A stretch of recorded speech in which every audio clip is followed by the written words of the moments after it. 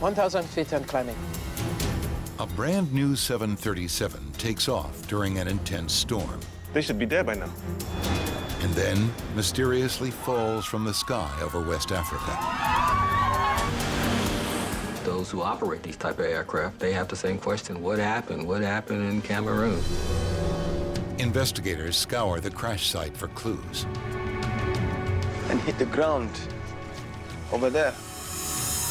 This was the toughest accident scene I've been on in my career. But look at this. When the investigators review the flight data, Allah! We're crashing! they discover there was an inexplicable fight for control in the cockpit. Left! Left! Left correction! Who flies like that? Ladies and gentlemen, we are starting our approach. Keep the mask over your nose. Emergency descent.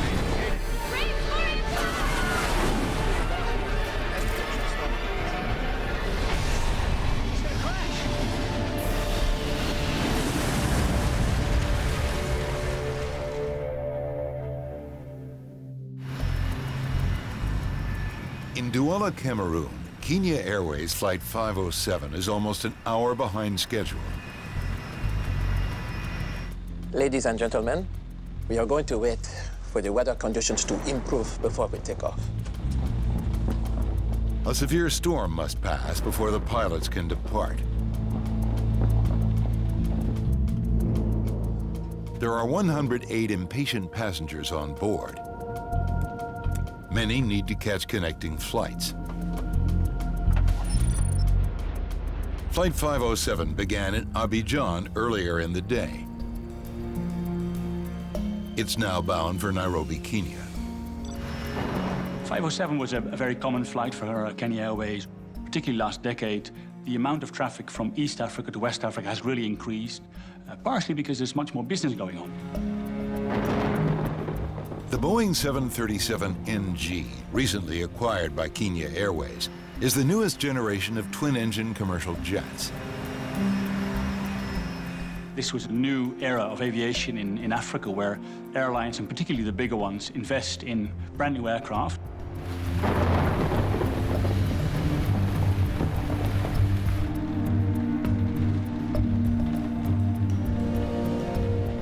Captain Francis Wamwia is in command of tonight's flight.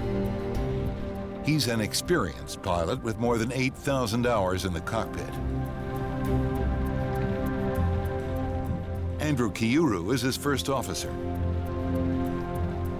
The young pilot joined Kenya Airways a year ago.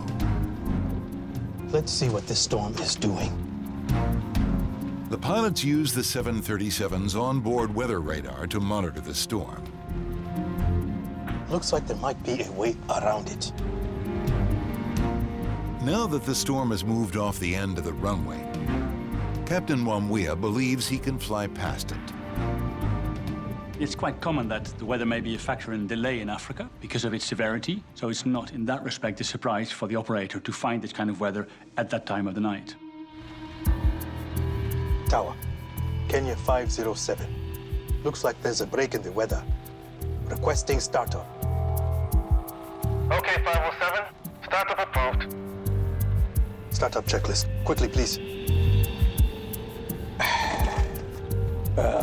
Generators on. A few minutes before midnight, Flight 507 is finally ready for takeoff. Okay. Request taxi clearance. Kenya 507 requesting taxi clearance. Taxi runway 12, Kenya 507. Taxi runway 12. Kenya 507.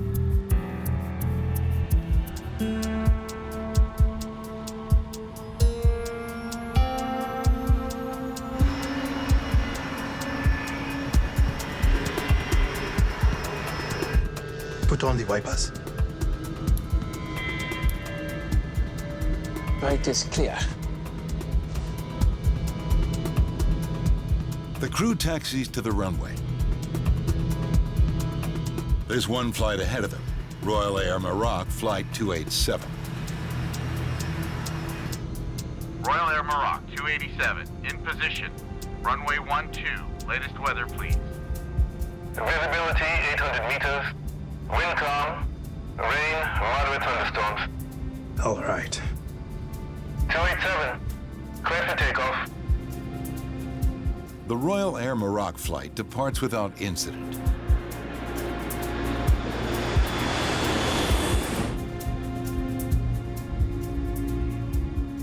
Wait till we line up. Okay. Usually, things happen quickly, though. Okay. Try to keep up.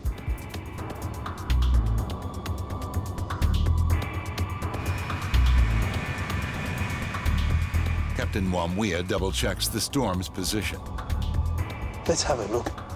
and confirms the route around the lingering storm cell. Tower, Kenya 507. After departure, we would like to maintain a heading. Slightly left of runway, due to weather ahead. Right. Sorry, slightly right. Just after the aircraft took off, the plan was to make a small turn to the right to avoid the most active weather cells that they saw on the weather radar in front of them. Approved. Okay. All done. Ladies and gentlemen, a kind reminder to ensure your seatbelts are well fastened for takeoff. Cabin crew to your seats.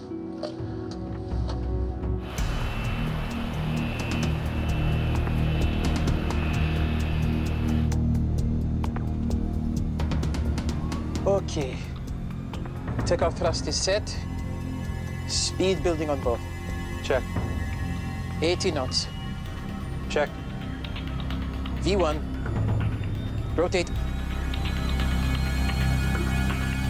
Just after midnight, Kenya Airways Flight 507 finally departs for Nairobi. Gear up. Okay.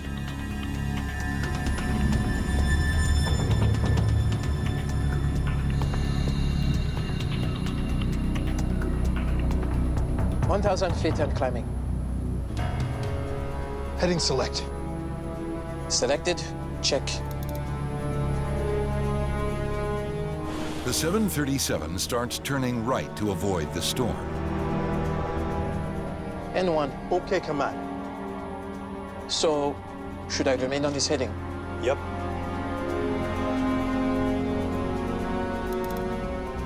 (2,400 feet and climbing).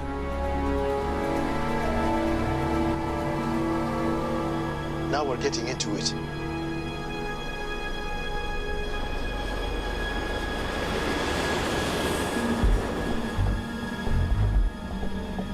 Allah!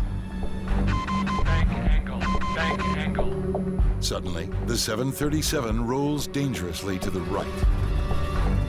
Allah! The captain fights to level the plane, Bank angle, bank angle. but it continues banking further and further right.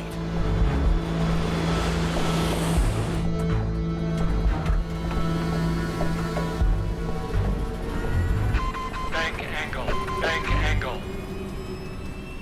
Despite the pilot's efforts, they keep rolling.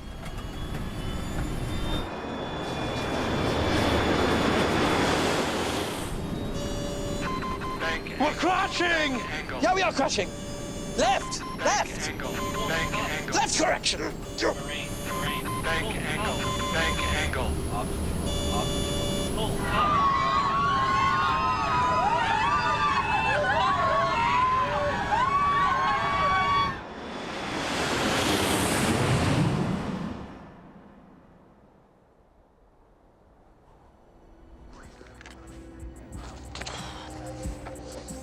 5 hours later, the controller in Douala is ending his shift.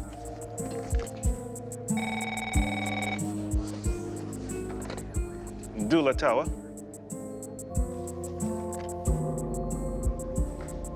No reason I can think of. They should be there by now. Kenya Airways Flight 507 should have landed in Nairobi 45 minutes ago, but the plane has still not arrived. Sure. And no one even knows where to start looking for it.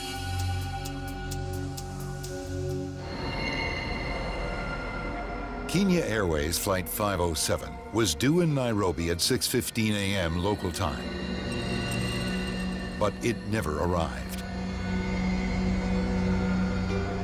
By morning, news of the missing 737 has spread. Families and friends of the passengers want to know where their loved ones are.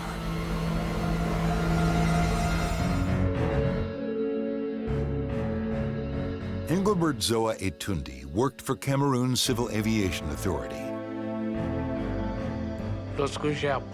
When I first heard that an aircraft was missing, I immediately thought we were going to have a catastrophe on our hands.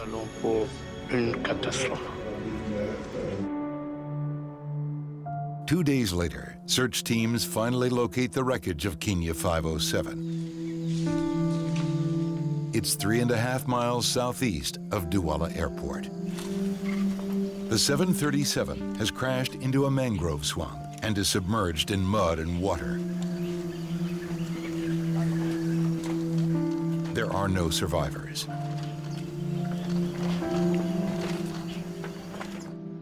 As a nation, we are united in grief with the 20. It's a tragic turn of events.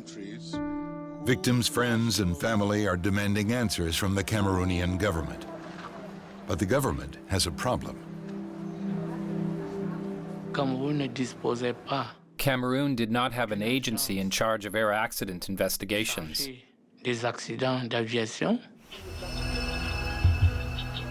Investigators from several countries descend on Cameroon. Since the Boeing 737 is manufactured in the United States, Dennis Jones from the U.S. National Transportation Safety Board, the NTSB, joins the investigation. The fact that it was a relatively new airplane at the time certainly made it a little bit more compelling. But all around the world, those who operate these type of aircraft, they have the same question: what happened? What happened in Cameroon? It's all from the tail. Looks like everything else is down in there. I saw a lot of debris from the tail section. We were not able to see the wreckage itself because we were in a swamp, and that was another challenge throughout the whole process.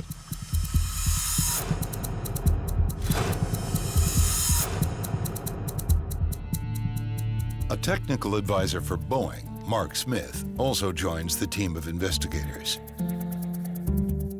This was the toughest accident scene I've been on in my career at Boeing. We're standing there looking around at the devastation, the destruction. So we have to, as a team, start working on what happened to it. Where are the various pieces? A key piece of evidence is quickly found: the 737's flight data recorder. Well, looks pretty good, considering. The FDR is sent to Canada's Transportation Safety Board to be downloaded.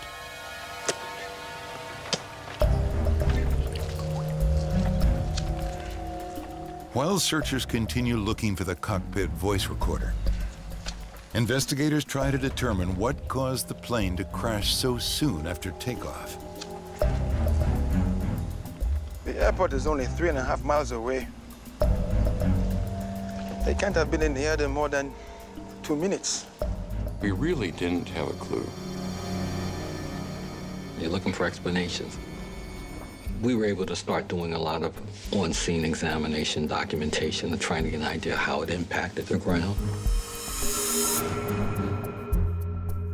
The layout of the wreckage tells investigators how the plane was flying on impact. Completely obliterated. So I haven't found the most of it. Looks like it came in hard and fast. When you have a high-speed impact like that at a nose-down attitude, you usually get extensive fragmentation of aircraft. Well, actually, what we're trying to do is estimate, if we can, an angle and maybe even a speed of impact to try and get a feel for what happened, because once again, we don't yet have the FDR data. How deep does this go? More than 15 feet. Well, definitely hit nose first. And hard. So, was there some kind of loss of control that took place? That was what was kind of foremost on my mind. While they wait for the flight data, investigators turn to the controller on duty that night to help fill in some blanks. What can you tell me about that night? The first thing is that they delayed their takeoff. Really? How come? There was a storm coming in from the east.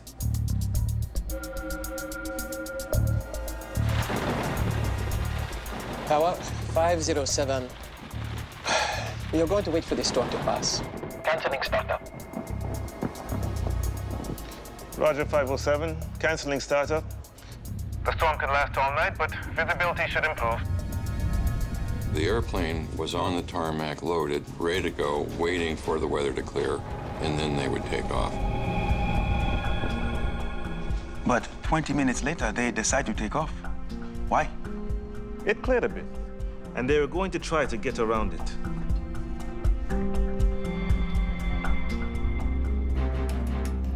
Tower, Kenya 507. Looks like there's a break in the weather. Requesting startup. Okay, 507. Startup approved.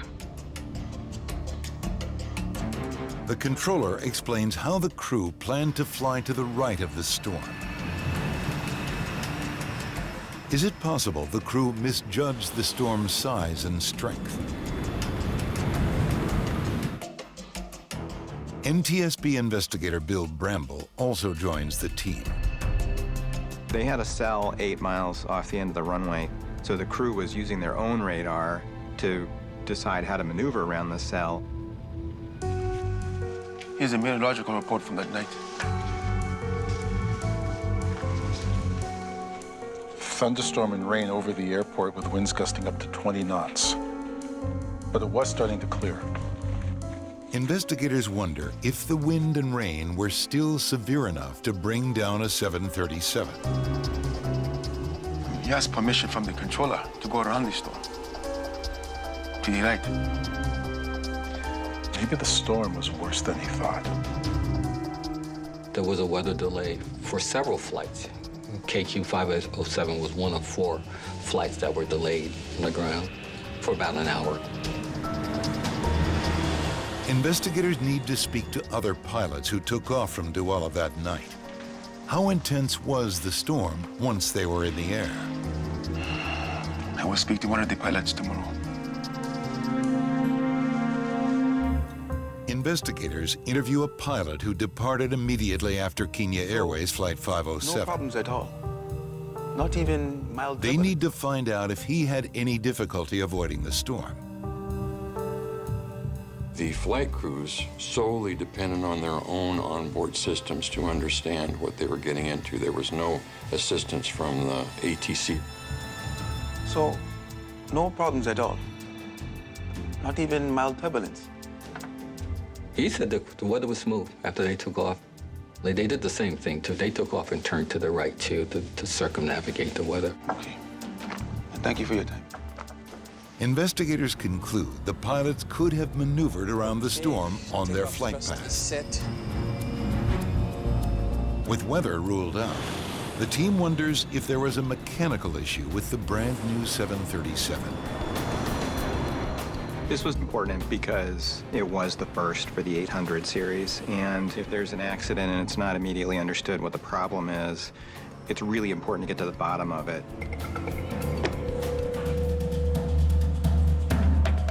Technicians in Canada have been able to extract the FDR data. Let's see what we've got. They read the data out. Altitude, airspeed, bank angle, pitch attitude, those sorts of things. Once you plot those out, you can start seeing what occurred.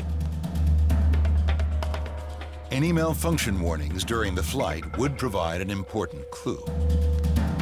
There might have been some kind of mechanical issue that might have popped up. No warnings. they find no signs of any system failure. The data showed us the airplane was behaving as we would expect it to. It was a perfectly airworthy aircraft. There's no question about it. As the team continues looking through the data, but look at this. They discover that just over a minute into the flight, a different kind of alert did go off.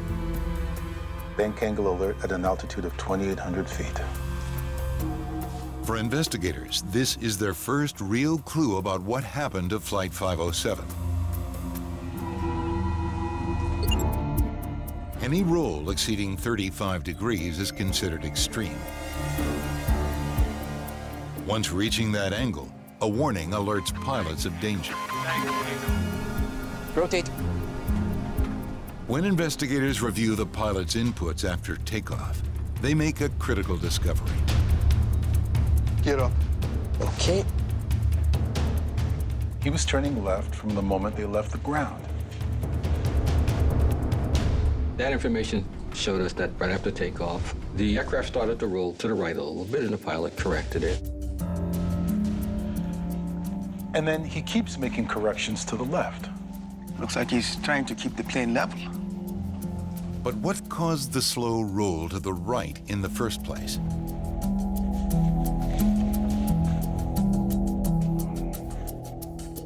Bingo. It's the way the flaps are rigged. Gave it a slight right roll. The aircraft had a tendency to roll to the right. The flaps increase a plane's lift at slower speeds. On this particular airplane, the left flap provided slightly more lift than the right one. It's similar to driving down the freeway in your car and just letting go of the wheel. If I was to do that, then it'll start to drift off one way or another. That's the way the airplane was slowly and naturally banking it. This discovery explains why the captain kept his control column turned to the left immediately after takeoff. Well, that's weird. But it doesn't explain an even more puzzling element of the flight data. Look at this. The captain's control wheel inputs seem to stop. It's like he just let go of it. 6 degrees right, he does nothing. 11 degrees, 15 degrees, 20 degrees, 30 degrees, and still nothing. As the plane's bank angle approached 35 degrees, neither pilot took action to stop the increasingly dangerous roll. Bank angle, bank angle. Allah! Until the bank angle warning sounded. Bank angle. And then he does this. Right, left, right again, left again. In the last moments of the flight, we noticed an erratic movement of the control column that didn't make any sense.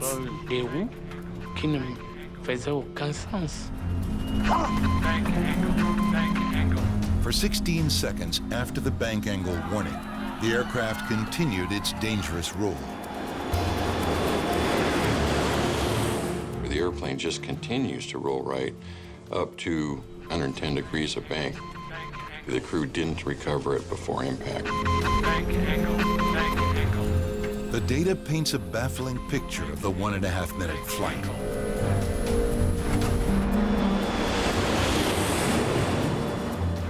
Who flies like that? And that was puzzling to us. So it really highlighted that we needed more information, needed more data, and that data is the CVR. The CVR is what tells us the conversation, what might they have been looking at. But after weeks of searching the crash site, there's still no sign of the cockpit voice recorder.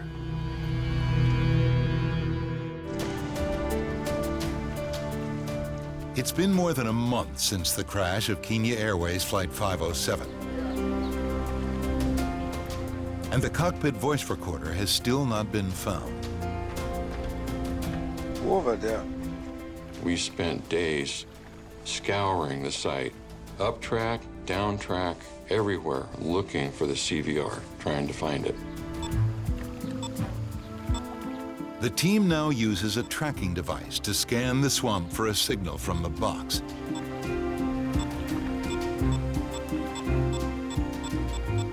Five weeks after the crash, the cockpit voice recorder is finally recovered.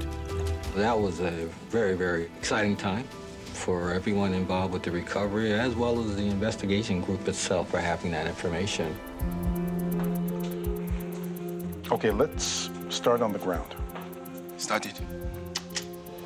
Investigators hope the recording will explain why the pilots let their plane bank so dangerously to the right.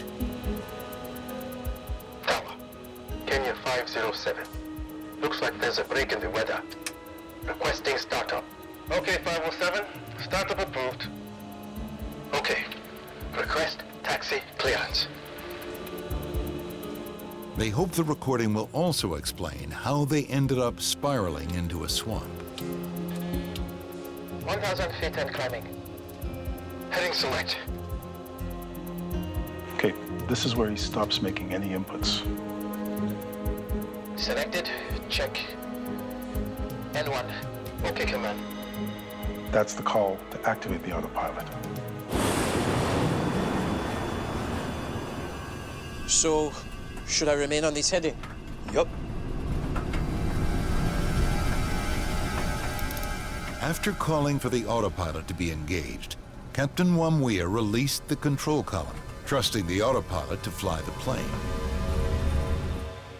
But there's a problem. The autopilot didn't come on. He thought the 737 was flying itself. There was nobody flying the controls, so nothing was controlling the airplane. The discovery changes the course of the entire investigation. N1. Okay, command. Why didn't the autopilot come on? The captain calls for the autopilot to be engaged. But the first officer does not respond. The procedure should be for the first officer to push the button and say, the autopilot engaged. Okay, command. So, should I remain on this heading? Yep. Investigators believe the first officer was so focused on inputting the route around the storm that he failed to engage the autopilot.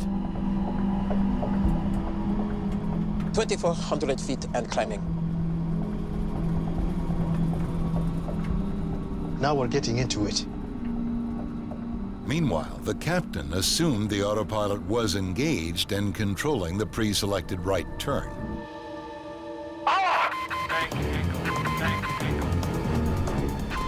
The pilots only noticed a problem when the bank angle warning went off. Bank angle. It's pretty clear the captain expected the autopilot to be engaged, and it didn't get engaged. And then neither crew member picked up the fact that it wasn't engaged. We're crashing! Yeah, we are crashing! Left! Left! Left direction!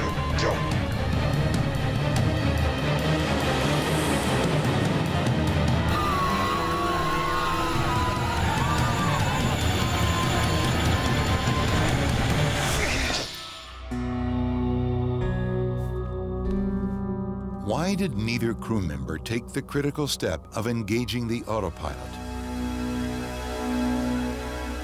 Standard operating procedures provide a safety net for crews, but if crews don't adhere to the standard operating procedures, they lose that protection. They combed through Kenya Airways procedures to see who has the responsibility for activating the autopilot. Anything?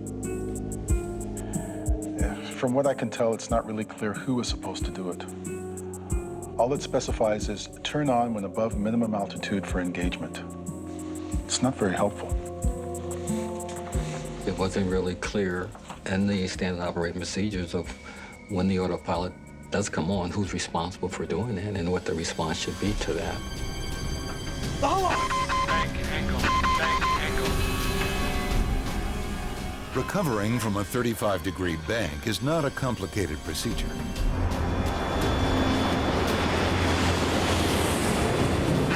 Bank angle. The bank angle warning is designed to give pilots enough time to react. Bank angle. But for some reason, this crew wasn't able to do that. The team digs into their records. This is what we happened one way. Lots of experience. 16 years as a pilot, most of those on the 737. Let's see what this Storm is doing. The captain had been a flight attendant for Kenya Airways years and years ago, and then went to flight school and got his ratings and transitioned into the role of pilot. Wait. Look at this. But the captain's training records reveal serious shortcomings. Inadequate knowledge of systems and procedures, insufficient flight discipline, poor cockpit scans. Below standard. Yikes. Get up. Okay.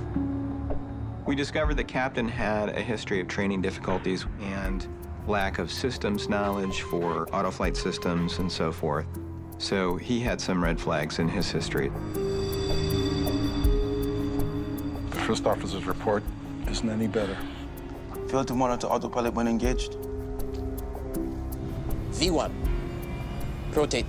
The first officer was young and fairly inexperienced. He only had a little over 800 hours of flight time, and he had some training feedback that involved things like you need to be more proactive about calling out deviations and so forth. Not an A-level crew.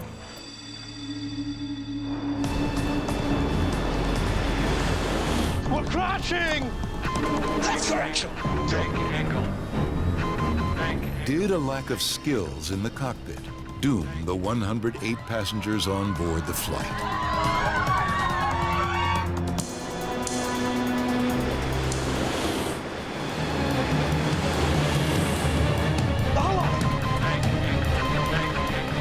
Investigators need to determine if pilot error caused the horrific crash of Kenya Airways Flight 507.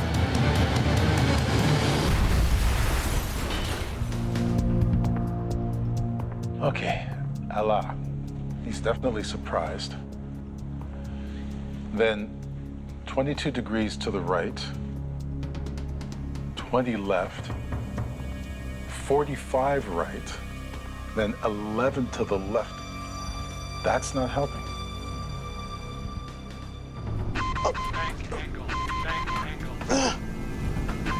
When the bank warning came on and the aircraft was on a right roll, the first response was the captain turned it further to the right, and which aggravated the situation. Now the bank angle is approaching 50 degrees. As the situation grew worse after the bank angle warning and the confusion amongst the crew, the autopilot does engage, and the captain pushed that button. The team discovers that when the captain finally realized the autopilot was not engaged, he activated it.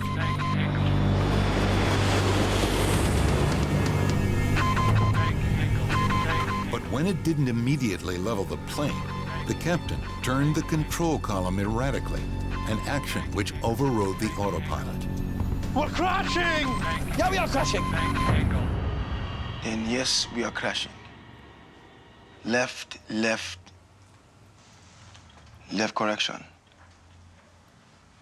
So now one's trying to turn left while the other turns to the right.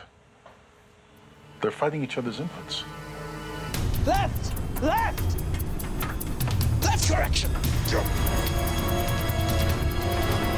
Bank angle. Bank angle.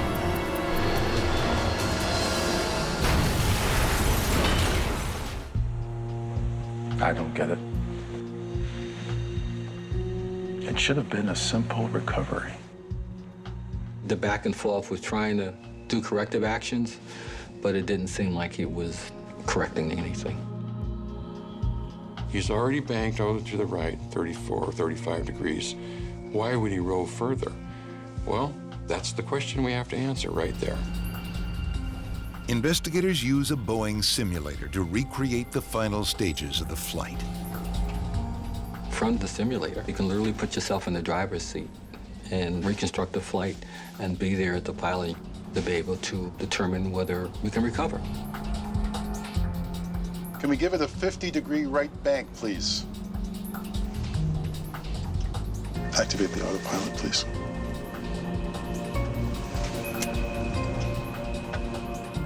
Exactly what it's supposed to do. The roll is slowing. And the inputs we discussed.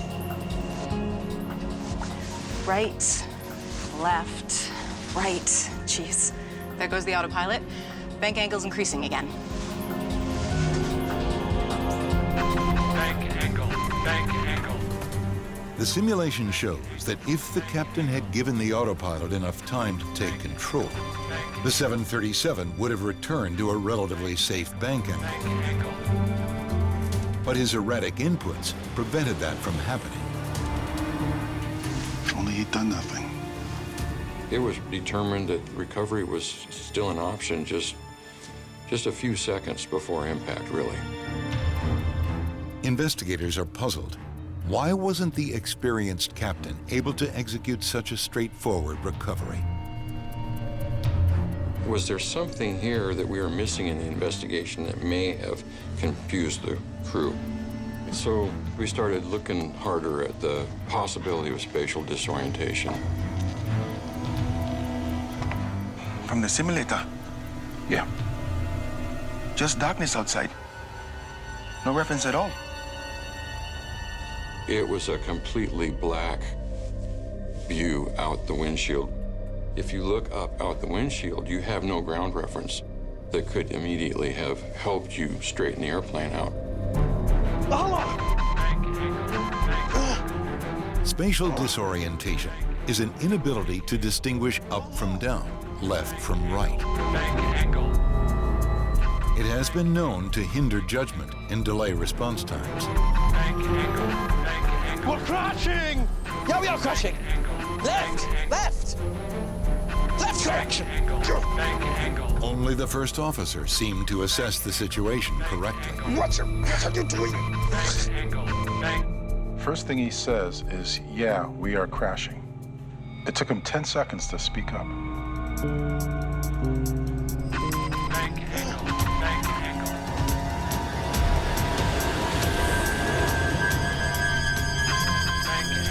When the bank angle alert went off, there wasn't much discussion about what was happening until the captain said, We're crashing! We're crashing. Yeah, we are crashing! And the first officer didn't say anything until he said that. Left correction! The team listens to the recording of the first leg of the flight from Abidjan to Douala. They are looking for clues as to why the first officer remained silent. Let's hear it. What is wrong with you? What they hear shocks them. When investigators listen to the cockpit voice recording of the first leg of Kenya Airways Flight 507, Sorry, did you say an altitude of 14,000 feet? Yes. Don't be so stupid. Write it down if you can't remember. Wow. they're stunned by how the captain treated his first officer. It was pretty bad. The captain was sort of browbeating the first officer. There were words like stupid, shut up, stuff like that you wouldn't expect to hear in a professional crew environment. What is wrong with you? Did you not hear the instruction? Heading 230. Understand? The first officer seemed to kind of shut down. Heading 230. Understand? He was, at a certain point, sort of reduced to responding with these sort of monosyllabic grunts. Investigators suspect this might explain why the first officer took so long to speak up.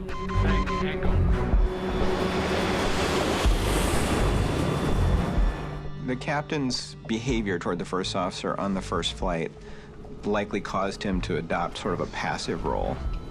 You need both pilots actively engaged in checking each other and catching errors, and if one pilot adopts a passive role, they're going to be less effective.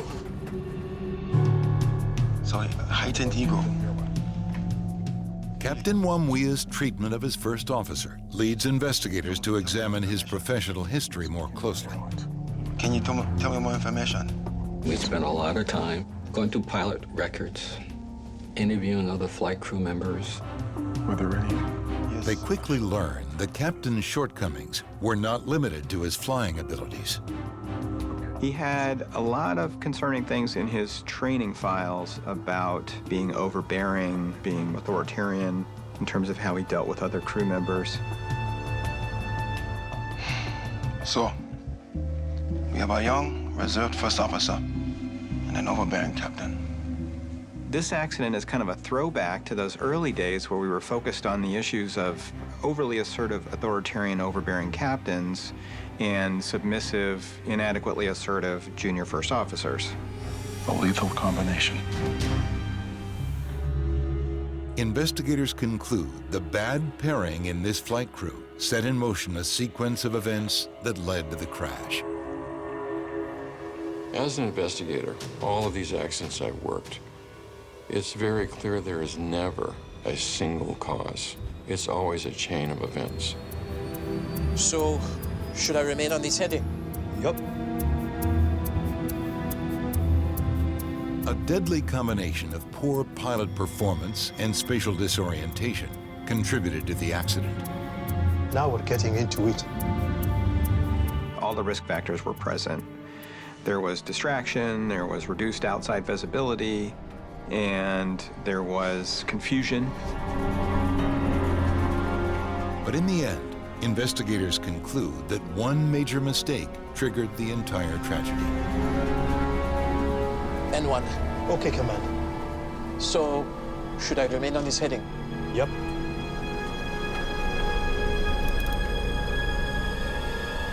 It was the crew's failure to ensure the autopilot was turned on. Bank angle, bank angle.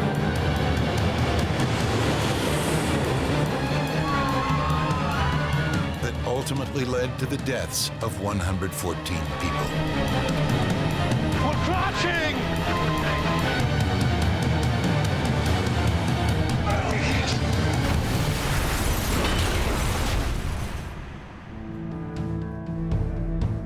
In the aftermath of Flight 507's crash, Cameroon's Commission of Inquiry makes a series of recommendations, including the regular update of safety manuals related to cockpit procedure and crew responsibility, and improved pilot training. They made changes to the standard operating procedures about who's responsible for engaging the autopilot, and that was very key. With a focus on upset recovery. One technology that Boeing has tested and developed and is looking at putting into its airplanes is a roll recovery arrow, so that if you're at an unusual angle of bank, the attitude display will actually show you which direction you need to roll the airplane and provide an accompanying oral.